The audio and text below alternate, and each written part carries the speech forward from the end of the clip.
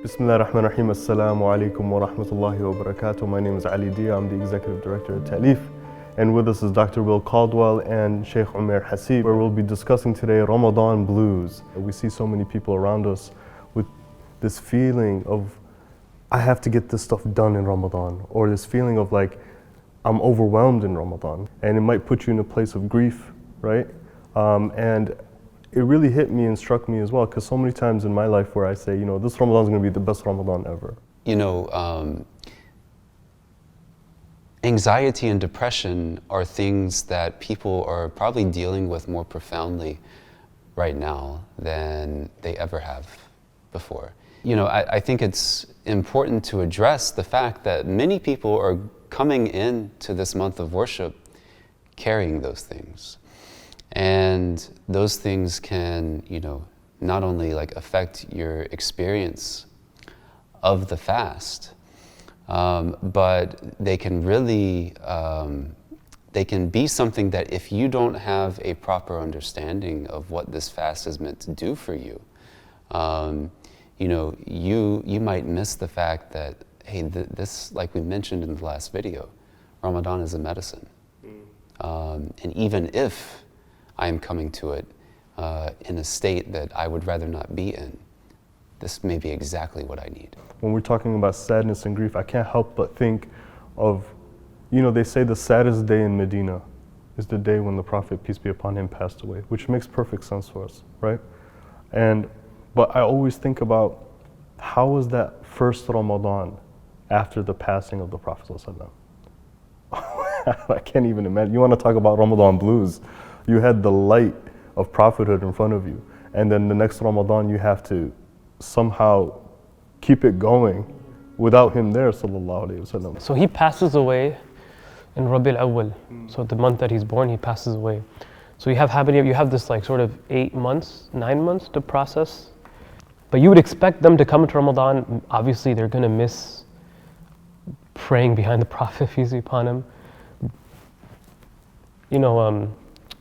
Breaking your iftar with the Prophet. Like, imagine you did it, and the Prophet used to feed dates to his companions with hands, and you're like who's going to feed me dates anymore? We don't even, we get emotional thinking about it, and we haven't even seen him. But there was something really interesting about the companions, that they actually thought that because he's not here, we need to go extra hard, and we need to push forth. And there's very little actually written about this. And personally, I could only find a few writings on this, so that they actually went so hard to the fact that the son of Umar bin Khattab, he relates, because of how hard that they were going, was I went to the Prophet once and I said, "O Messenger of God, I fast all day and every night I stand up all night. And the Prophet said, don't do that. He said, don't do that, right? He said, fast for a few days outside Ramadan and fast in Ramadan and pray a little bit of your night, because your body has a right on you, your family has a right on you, etc., etc. But they actually just thought that they needed to have more rigor and have more fervor in their worship, because the Messenger of God wasn't here to do him justice. Right, to honor him. To honor him. Then they also have to negotiate with themselves, how do I carry this baton without dropping it? How do I carry on this baton without dropping it?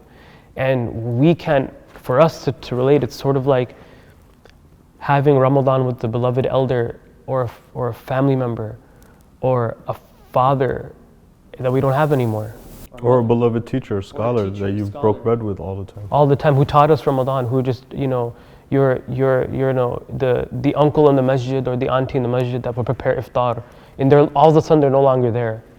It's almost like it's losing, there's something empty this Ramadan. I think you answered it perfectly in saying you're just carrying the baton, even if you're not worthy of it. Right now we're in the generation now where we're carrying the baton. We got to make sure this thing called Ramadan stays alive, even if it makes us at times question our spirituality. But isn't that what Ramadan is going to do anyways? And is it the sake of spirituality that we actually worship? No, it's not.